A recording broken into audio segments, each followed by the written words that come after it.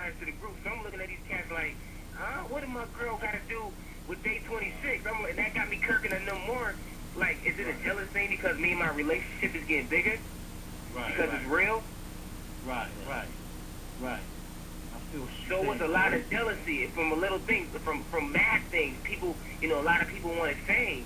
In this industry, that fame shit sucks a lot of people up. Right. And so I'm like, I'm like 19. I fall in love young. I'm like, damn, I'm really in love. And I don't understand what's going on. I don't understand why people are changing around me. Why everybody's like thinking that I have a motive when they're the ones with the motive. Right. So what's fucking me up? And I'm acting like a young man, a young adult. How a young adult would act. Nigga, I want to swing and fight because I ain't do nothing. Right. So let me ask you this now. All right, so we're going to fast forward. All right, you guys, how did the letter about getting kicked out of this happen? Because I remember I was sitting at the crib, and I have to be, you know, I love celebrity guys, so I'm going through some stuff, and I see this video of you spazzing. All right, now we got a lot of love for you guys, but like when that video, son, it came across as being kind of bugged out. Like, I don't know if it was because you were yelling at nobody or the music or the editing. It was Screwface. It was, you know, all that. Like, I mean, let's be honest, Doc. Love, like I said, got a lot of love for you, but you came across as like bugged out. Like, what was that about, man? How did you get the letter, and then what led you to writing to doing that video? Yeah, basically, I got the letter on the 15th of December, and that was their way of telling me they're moving forward with the management, and they wish me the best. So I actually started kirking. I looked like I was bugging out, if you say that, on the video, because that was right after Willie went on the radio and put my business out, my personal business. You know, that's like Kobe and Shaq. You know, that's put them in. But we're on the same team. You know, I would never go on the radio and say some stuff that I know about you, or put your personal business out on the radio. Because that messes up the brand of Day 26. We trying to build Day 26 and build this business. What are you doing? The only thing I said was I had a problem with management. Never said I had a problem with anybody in the group. You going on the radio and putting out personal feelings against me, so that's like, damn, you got something against me. Right. I mean, I've seen, like, I think it was an interview with WGCI or something like that, where Willie, he said, this is the quote, he's like, he was like a cancer. We almost lost our deal. There's a lot of stuff we almost lost because of this dude. Like, where did that come from? Like, I mean, let's be real. There was like a high level of bitch assness upon the phrase from your former boss. Like, did you guys have a personal falling out? Is he just spazzing? Is he a punk? Like, what's the problem? No, the thing is, to keep it funky, what you was thinking with that is, you know, when we were choosing management, Willie is the one who brought Screwface to the table. Okay. So you know what's going on with that. So of course Q knows too much information, so Q's talking too much. Q's fucking up my situation, because that's how this music industry is. That's why a lot of people break up. Right. This leads me to this question. Did y'all have an even split in what y'all earned when y'all made that dough? Or was certain members getting more than another member? Yeah, you know what I'm saying?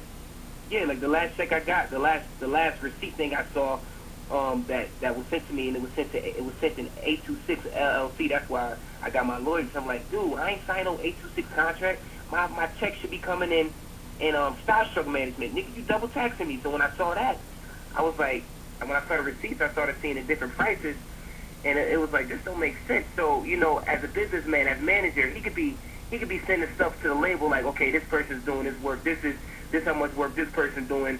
You know, because the label look at stuff like that, like who's working. Right. Who's writing? He could have been doing anything. Right.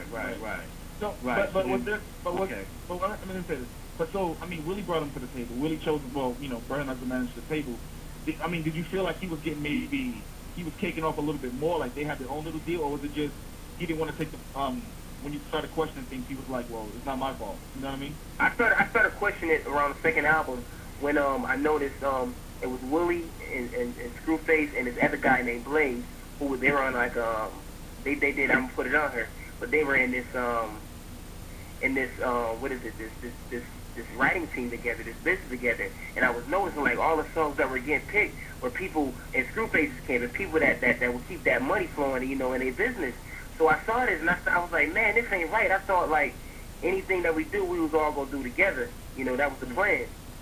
Right. So when I started seeing that, and I started noticing things, and I started seeing little side conversations, and I started seeing people in the control and what was happening, I was like, man, this not right. So I started saying stuff like, that's probably why it seemed like a cancer to him, because I saw it and I said something. I don't like that. Business got to be in order. I mean, I agree. I mean, I was listening to like the whole second album, which was superb. Like, I mean, I swear you guys should have broke the Bad Boy curse. I really was, banking on you cats. But Yeah. I noticed that like Willie, he was number one. He was always the front man on most of the songs. Was that intentional? Was that something you guys collectively thought about, or it just so happened to work out that way? It was set up. A lot of those songs, like when I wasn't even there when they recorded it. Like they said I went to dance rehearsal, but some of them times, I got awarded the key to my city and the key to Buffalo, so I took time off. When I went to take my time off, they would record some of the songs. So I don't even know. Like, it probably was set up for him. I would think. Maybe he's the one who brought Screwface there. That's his team. That's his partner. So what I'm understanding here is when you step off to take care of personal BI, these cats was doing grind behind your back, making That's what was songs, happening. hitting Exactly. studio and everything. So they was the ones. They was the ones that was just sitting there basically saying, we got to kind of like, toss his ass off to the side because he's a weak motherfucker. You know what I'm saying? He's not capable. I'm the youngest one. See, so they was trying to toy with you.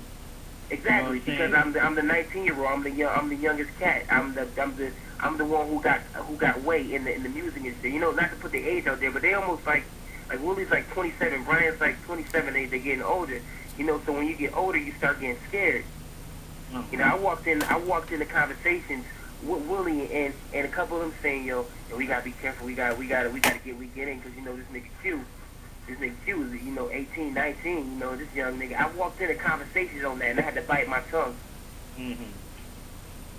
All like, right. damn, let me keep my mouth so shut. these cats was once where you're at, and instead of respecting the fact that at one point they was there, they looking at you like a toy, so they want to play around with you.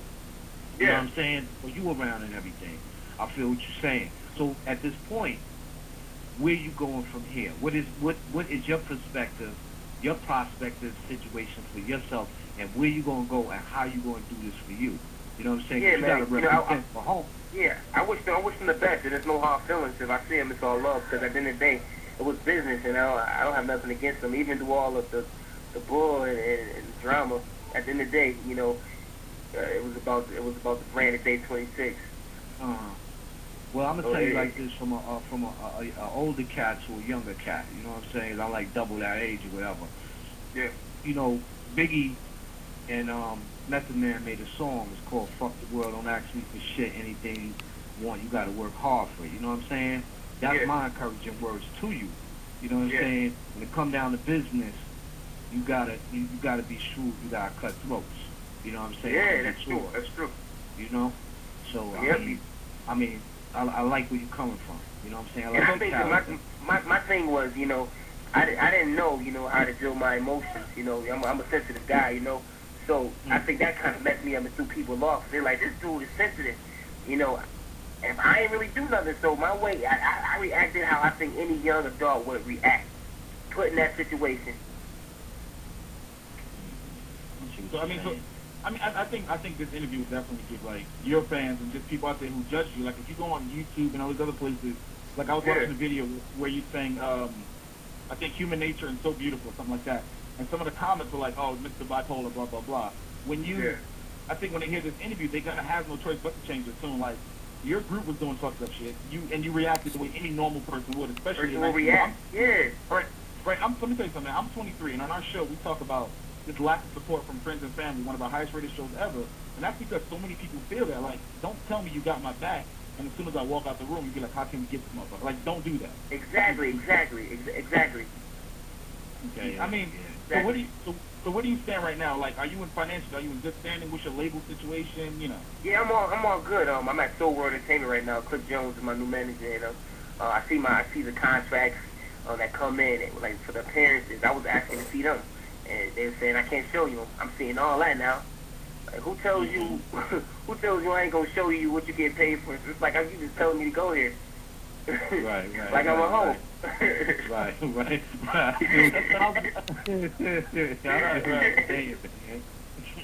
you're saying.